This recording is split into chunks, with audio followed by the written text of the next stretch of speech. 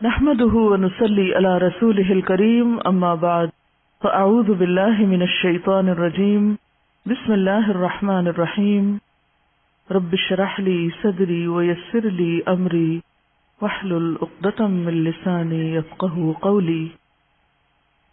حدیث 22 وعنه قال قال رسول الله صلى الله عليه وسلم طعام الاثنين كافي الثلاثة وطعام الثلاثة كافي الأربعة متفق عليه.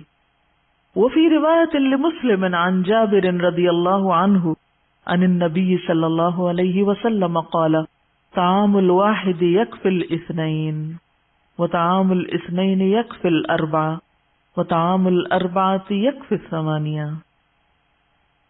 کیا خوبصورت سبق ہے قناعت کا. یہ قناعت ہو تو انسان کچھ کام کر سکتا ہے. انہو انہی سے روایت ہے سابق راوی سے قالا انہوں نے کہا قال رسول اللہ صلی اللہ علیہ وسلم کہ رسول اللہ صلی اللہ علیہ وسلم نے فرمایا طعام الاثنین کھانا دو لوگوں کا کافی ہے الثلاثہ تین کو. اگر دو کے لیے ہو تو فکر نہ کرو تین کو پورا ہو جائے گا.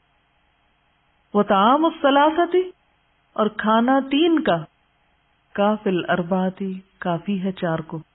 متفق علیہ بخاری اور مسلم نے روایت کیا ہے. وفی روایت لمسلم اور مسلم کی روایت میں ہے ان جابر رضی اللہ عنہ جابر رضی اللہ عنہ سے ان النبی صلی اللہ علیہ وسلم وہ نبی صلی اللہ علیہ وسلم سے روایت کرتے ہیں قال انہوں نے کہا طعام الواحد کھانا ایک کا یکفی الاثنین کافی ہوگا دو کو وطعام الاثنین اور کھانا دو کا یکفی الاربعہ کافی ہوگا چار کو وطعام الاربعہ اور کھانا چار کا یکفی الثمانیہ کافی ہوگا آٹھ کو. سابق راوی سے ہی روایت ہے رسول اللہ صلی اللہ علیہ وسلم نے فرمایا دو آدمیوں کا کھانا تین آدمیوں کو اور تین کا کھانا چار آدمیوں کو کافی ہے. اور مسلم کی ایک روایت میں ہے حضرت جابر سے مروی ہے کہ نبی صلی اللہ علیہ وسلم نے فرمایا ایک آدمی کا کھانا دو آدمیوں کو دو کا چار کو اور چار کا آٹھ آدمیوں کو کافی ہو جائے گا. برکت. لیکن یہ برکت کب آتی ہے جب دل میں کیا ہو وسعت کہ ہم کھانا کھانے بیٹھیں اگر کوئی اور آ گیا تو ہمیں یہ خوف اور پریشانی نہ ہو کہ اب کیا بنے گا, اب میری بھوک تو ختم نہیں ہونی, اب یہ شریک ہونے لگا بیچ میں. اگر اس وقت انسان سوچے نہیں اللہ برکت ڈالے گا, اس کا رزق تھا, اس کا بھی حصہ حق تھا, آ گیا تو کیا ہوا. اور یہی دلوں کی وسعت اور یہی قناعت کیا پیدا کرتی انسان میں ٹیم ورک. جب تک ہم اپنے حصے کی چیز دوسرے کو دے نہیں سکتے اس وقت تک وسعت قلبی نہیں آ سکتی. ایک چیز جس پر میرا دل ہے, ایک چیز جس کی مجھے طلب ہے, ایک چیز جس کی مجھے بھوک ہے, ایک چیز جو میں صرف اپنے لیے کافی سمجھتی ہوں, جب تک اس کو شیئر نہیں کریں گے, جب تک اس کو دوسرے کو دے نہیں ڈالیں گے, جب تک دوسرے کو اس میں شامل نہیں کریں گے, اس وقت تک وسعت قلب نہیں آ سکتی. یہ عملی طریقہ ہے وسعت پیدا کرنے کا. کچھ بھی کھا رہے ہو دیں دوسرے کو, اس میں سے آپ میں کمی نہیں آئے گی, نکالیں اس میں سے چاہے تھوڑا ہی کیوں نہ ہو. لیکن عموماً ہم کیا سمجھتے ہیں اگر دے دیا تو میرا کیا بنے گا, تو میرا اور میں کی تو بہت فکر ہے, لیکن اپنی ہی ایک اور طرح سے فکر کوئی نہیں ہے کہ آج کا دیا ہوا کل کام آئے گا. تو یہ کیا ظاہر کرتا ہے کہ اپنی ضرورت کاٹ کے اپنا شوق مار کے اس پیسے کو خواہش پر نہیں کس پر خرچ کرنا, مقصد پر. تو جب تک ہم خواہشات پر خرچ کرنے کی بجائے مقصد پر خرچ نہیں کرتے اس وقت تک بھی بات نہیں بنتی. ہم میں سے کتنے لوگ کسی یونیورسٹی, کسی ادارے, کسی لائبریری, کسی بھی اچھے کام کے لیے مال خرچ کرنے کا سوچتے ہوں یہ سوچ کے کہ میرے لیے اتنا بھی کافی ہو جائے گا, باقی میں اپنی آخرت کے لیے کر لیتی ہوں, کل کام آئے گا. ہم اپنی دنیا کے لیے بھی تو ایسے ہی کرتے ہیں نا. بچت کس طرح کرتے ہیں, بچت کیسے ہوتی ہے؟ اپنے دنیا کے مستقبل کے لیے ہر شخص بچت کرتا ہے, سیونگ کرتا ہے. یہ اب کے لیے, یہ بچے بڑے ہوں گے تو ان کی پڑھائی کے لیے, یہ ان کی شادی کے لیے، یہ ان کے آگے مستقبل کے لیے، دنیا میں بھی ہے، یہ ہم نے گھر بنانا ہے اس کے لیے پیسے جمع کر رہے ہیں، کرتے ہیں نا یہ سب. وہ بچت خواہشات کی قیمت پہ ہوتی ہے یا نہیں؟ خواہشات کی قربانی کی قیمت پر ہوتی ہے وہ بچت. آج تھوڑا کیوں کھاتے ہیں؟ تاکہ کل گھر بنا سکیں، بڑے مقصد کے لیے نا. آج معمولی کپڑا کیوں پہن رہے ہیں؟ تاکہ تعلیم حاصل کر سکیں. تو بالکل اسی طرح جب تک ہم اپنی خواہشات قربان نہیں کرتے اور ان کی قربانی کی جو قیمت ہے وہ ادا نہیں کرتے، اس وقت تک کوئی بڑا کام نہیں ہو سکتا. اور یہ اسی وقت ہو سکتا ہے جب دلوں میں قناعت ہو، تھوڑے پر بھی گزارا ہو، تھوڑا پا کر بھی مطمئن ہو. اور جب زیادہ کی ہوس لگ جائے، ہرس ہو جائے، تو پھر بڑے مقاصد پیچھے چلے جایا کرتے ہیں. پھر انسان خواہش نفس کا ہی بندہ بن کر رہ جاتا ہے. پھر انسان فانسلخ منہا ہی کے طریقے پہ چلنے لگتا ہے. اور اس کی مزید وضاحت عملی نمونہ اگلی حدیث میں ہے.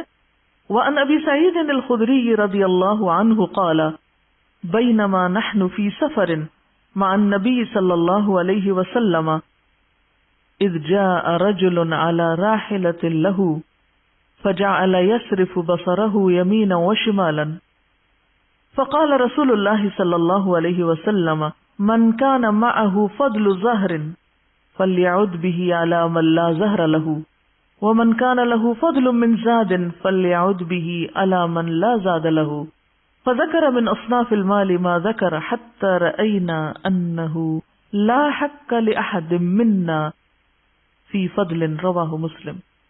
وعن ابی سعید الخدری، ابو سعید خدری رضی اللہ عنہ سے روایت ہے، قال انہوں نے کہا بینما اس اسنا میں نحن فی سفر ہم ایک سفر میں تھے، مع النبی صلی اللہ علیہ وسلم نبی صلی اللہ علیہ وسلم کے ساتھ.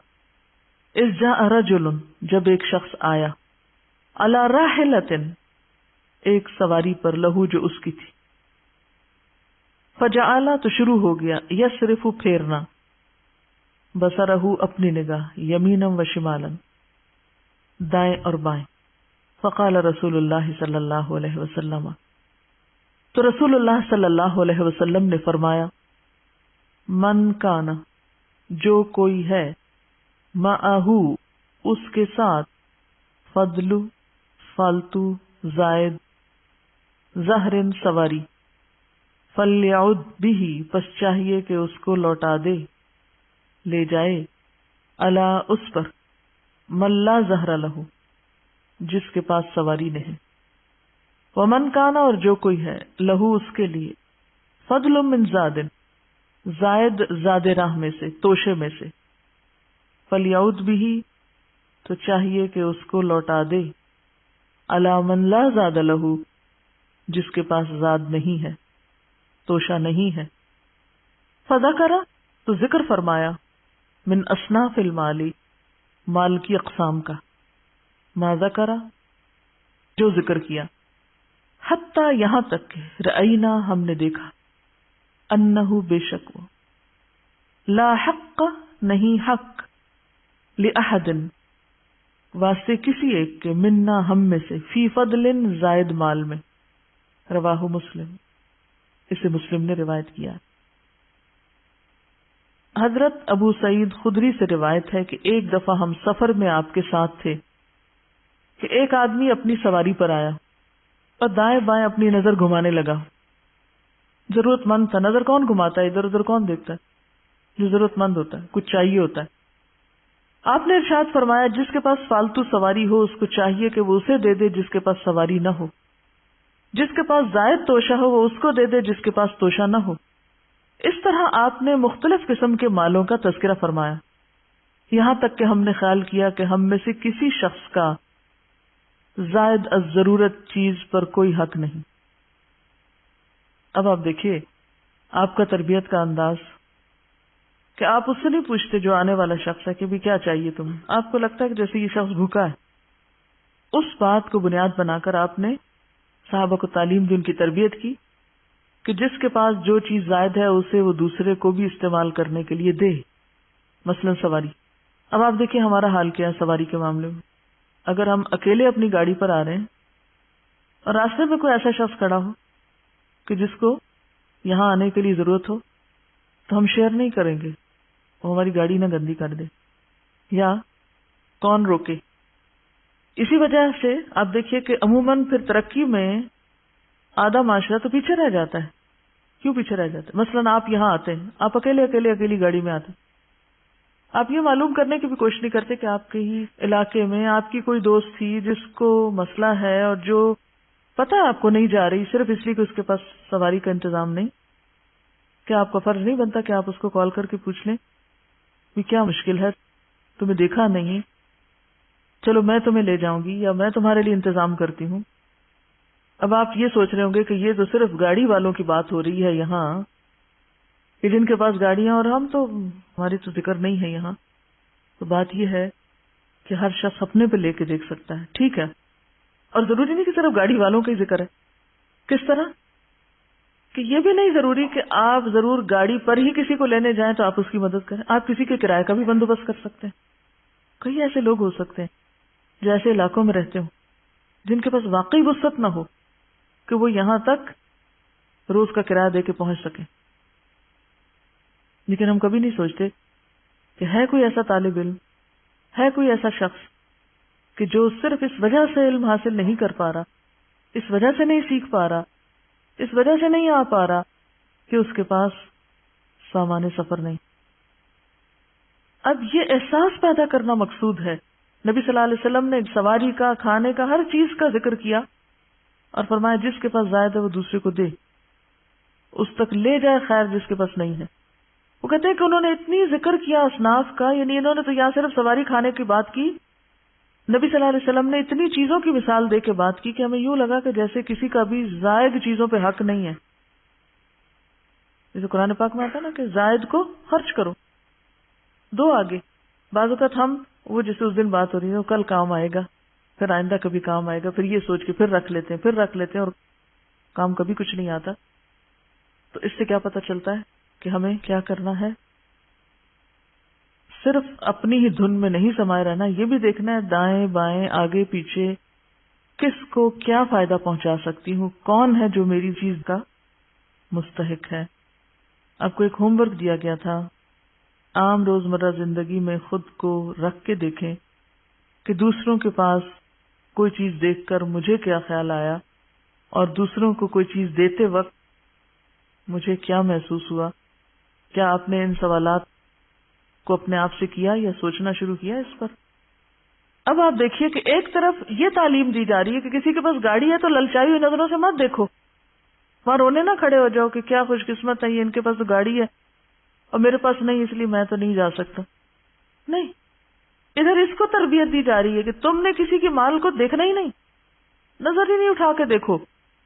اور ادھر ان کو کیا تربیت دی جا رہی ہے کہ تم شیئر کرو، تم دوسرے کی مدد کرو. اس طرح ہر فریق حق دیتا اور لیتا ہے اور معاشرہ آگے بڑھتا ہے.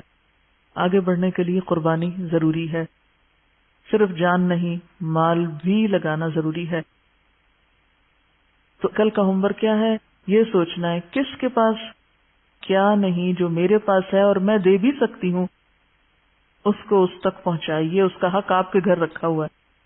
وعن سہل بن سعد رضی اللہ عنہ ان امرأة جاءت الى رسول اللہ صلی اللہ علیہ وسلم ببردة منسوجة فقالت نسجتها بيدي لأكسوكها فأخذها النبي صلى الله عليه وسلم محتاجا إليها فخرج إلينا وإنها لإزاره فقال فلان اكسنيها ما أحسنها فقال نعم فجلس النبي صلى الله عليه وسلم في المجلس ثم رجع فطواها ثم أرسل بها إليه فقال له القوم ما أحسنت لبسها النبي صلى الله عليه وسلم محتاجا إليها ثم سألته وعلمت أنه لا يرد سائلا فقال إني والله ما سألته لألبسها إنما سألته لتكون كفني قال سهل فكانت كفنه رواہ البخاری. وعن سہل بن سعد، سہل بن سعد سے روایت ہے رضی اللہ عنہ، انا بے شک امرأتن ایک عورت، جاءت آئی، الی طرف رسول اللہ رسول اللہ کے صلی اللہ علیہ وسلم، ببردتن ساتھ ایک چادر کے، بردہ، منسوجتن بنی ہوئی یا ہاتھ سے بنی ہوئی، فقالت تو کہنے لگی، نسجتها میں نے بنا ہے اس کو، بیدی اپنے ہاتھوں سے، میں نے اس کو خود تیار کیا ہے، لأکسوہ کہا تاکہ میں آپ کو یہ چادر پہناؤں، فأخذها تو لے لیا اس کو، النبی صلی اللہ علیہ وسلم نبی صلی اللہ علیہ وسلم نے، کیوں لیا؟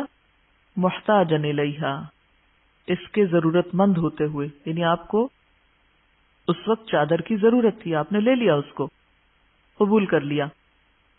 فخرج الینا پھر آپ ہماری طرف نکلے، تشریف لائے، وانہا لازارہ اور بے شک وہ البتہ آپ کا ازار تھی، تہبند تھی۔ فقال تو کہنے لگا، فلان کوئی شخص، ایک صاحب، اکسنیہا اسے مجھے پہنا دے، یہ مجھے دے دے، وہاں احسنہا یہ کتنی اچھی چادر ہے۔ فقالت تو آپ نے فرمایا، نعم اوکے اچھا ٹھیک ہے۔ فجلس النبی تو تشریف رکھی نبی صلی اللہ علیہ وسلم نے، فی المجلس مجلس میں، یعنی آپ بیٹھ گئے، اس کو اچھا کہہ کے تشریف فرما ہوئے۔ جب مجلس ختم ہوئی تو ثم رجع پھر لوٹے، فطواہا اس کو طے کیا، یعنی آپ نے اس چادر کو اتارا، طے لگائی، ثم ارسلا پھر بھیج دیا، بہا اس چادر کو، الیہ اس شخص کی طرف، یعنی چادر اس شخص کو بھجوا دی، وہ تو کہہ کے چلا گیا، مجلس برخاست ہو گئی تو آپ نے اس کے پیچھے بھیج دی۔ فقال له القوم تو کہنے لگے اس کو لوگ، یعنی جس نے لی تھی، ما احسنت تم نے اچھا نہیں کیا، لبسها النبی پہنا تھا اس کو نبی صلی اللہ علیہ وسلم نے، محتاجا الیہا اس کی ضرورت سمجھ کر، تم سالتہ پھر تم نے آپ سے مانگ لیا، وعلمت اور تمہیں پتا تھا، تم جانتے تھے، انہو کہ آپ لا یرد نہیں لوٹاتے، سائلن کسی سوالی کو، کسی سوالی کو آپ خالی ہاتھ نہیں لوٹاتے۔ فقالا تو کہنے لگا وہ مسکین جس نے لی تھی، انی بے شک میں نے، واللہ اللہ کی قسم، ما سألتہ میں نے نہیں مانگی یہ چادر، لألبسہا کہ میں اس کو پہنوں، میں نے پہننے کے لیے نہیں لیا آپ سے، انما بے شک سألتہ میں نے آپ سے مانگی ہے، لتکونا تاکہ ہو، کفنی یہ میرا کفن، کفن پہننے کے لیے مانگی ہے۔ قال سہل سہل کہتے ہیں، فکانت کفنہ تو وہ چادر اس شخص کا کفن بنی، رواہ البخاری اسے بخاری نے روایت کیا ہے۔ بہت واضح حدیث ہے۔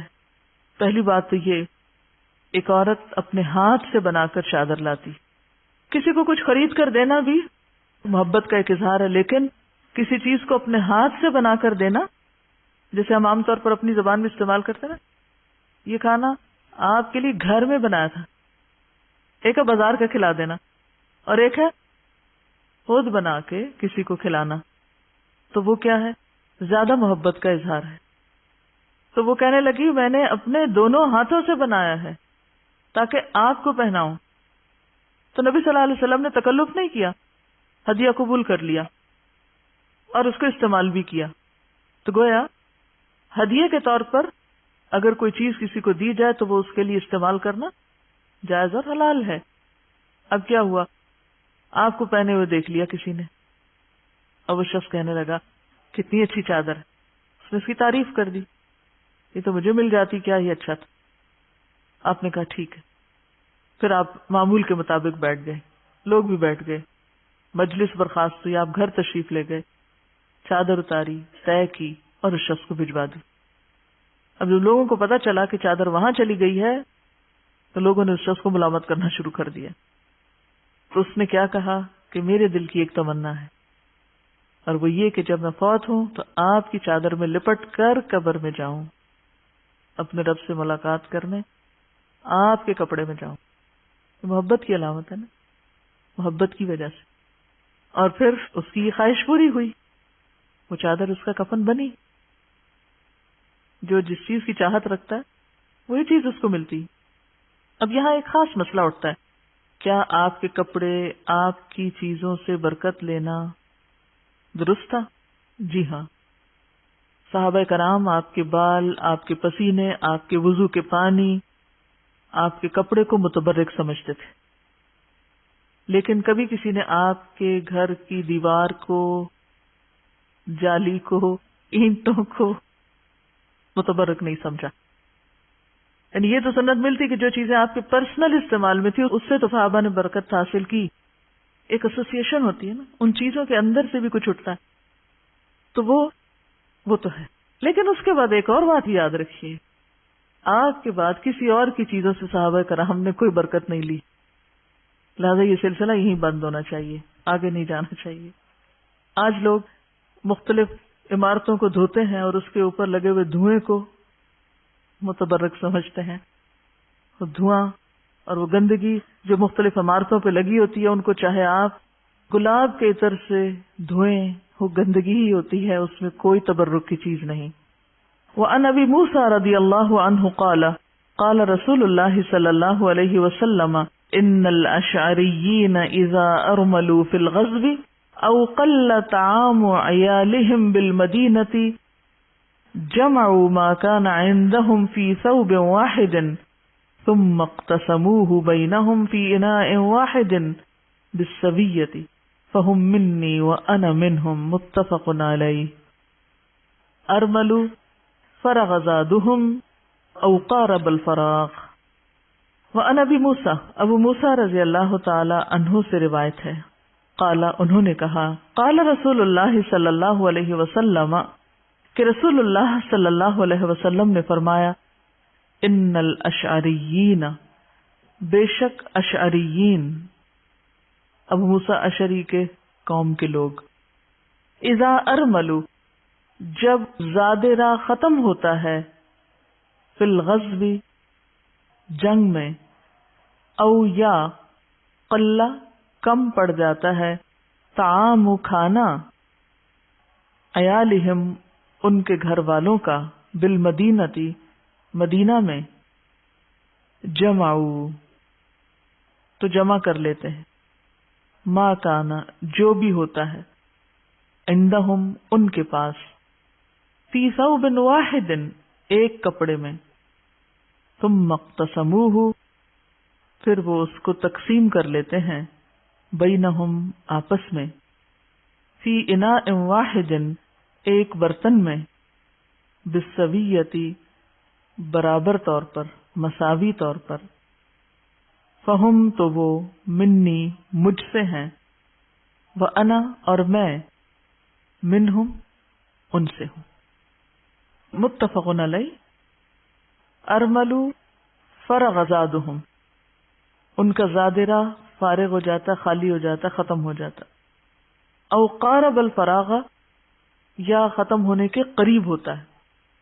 با محاورہ ترجمہ، حضرت ابو موسیٰ رضی اللہ عنہ سے روایت ہے کہ رسول اللہ صلی اللہ علیہ وسلم نے فرمایا، اشعری لوگ جب جہاد میں زاد راہ ختم ہو جاتا ہے یا ختم ہونے کے قریب ہوتا ہے، یا مدینہ میں ان کے اہل و عیال کا کھانا کم ہو جاتا ہے، تو ان کے پاس جو کچھ ہوتا ہے سب ایک کپڑے میں جمع کر لیتے ہیں اور پھر اس کو برتنوں میں برابر طور پر آپس میں تقسیم کر دیتے ہیں.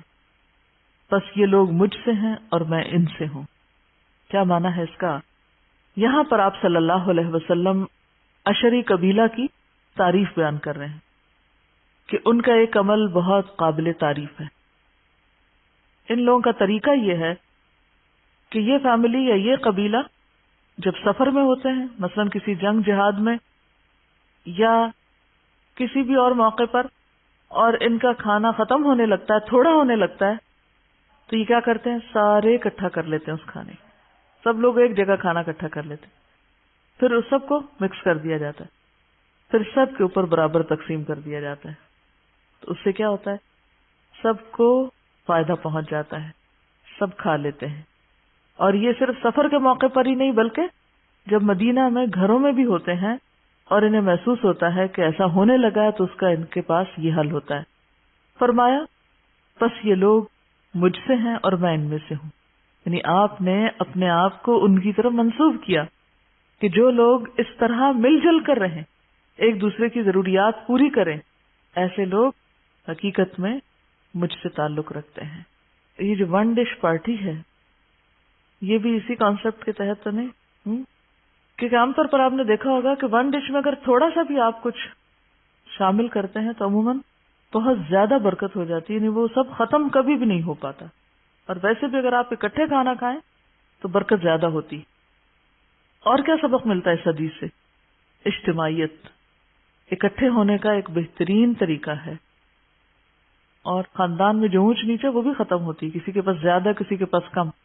تو جب مل جاتے ہیں، اکٹھے ہوتے ہیں تو اس سے محبت بھی بڑھتی، اتفاق میں برکت ہوتی، پھر شیئرنگ کی عادت پڑتی. پوشیدہ صدقہ بھی اس میں ہو جاتا ہے کہ وہ سارے اکٹھا کر لیتے، کسی کو نہیں پتا کس کا کیا ہے، اور پھر سب کو مل جاتا ہے. اس میں آپ صلی اللہ علیہ وسلم نے ان لوگوں کی خوبی کو پسند کیا، ان کی عادت کو پھر دوسروں کے سامنے بھی اچھے طریقے سے پیش کیا اور ان کے ساتھ محبت کا اظہار کیا. اس میں صبر کا کتنا بڑا حصہ ہے کہ جس کا زیادہ ہے اس نے دیا زیادہ لیکن اس کو ملا نسبتاً اس کے کم. تو پھر ایسا شخص کیوں اپنا حصہ سب کے ساتھ ملائے جس کے پاس اپنے لیے بھی ہے اور زیادہ بھی ہے؟ صرف اسی وقت ایسا کیا جا سکتا جب کسی انسان پر آخرت کے حساب سے یخشون ربہم ویخافون سوء الحساب کی کیفیت ہو جاتی ہے. ہمارے ہاں تو ایسے حالات میں عموماً ذخیرہ اندوزی شروع ہو جاتی ہے. جب پتہ چلتا ہے کہ کم ہو رہی ہے کوئی چیز تو لوگ فوراً پہنچ جاتے ہیں اور اپنے لیے دگنا بھروانے لگتے ہیں، اور اس سے اور زیادہ شارٹیج ہو جاتی ہے چیزوں، خود غرضی جنم لیتی ہے. پھر سبحانک اللہم و بحمدک نشہد ان لا الہ الا انت نستغفرک و نتوب الیک. السلام علیکم و رحمۃ اللہ وبرکاتہ.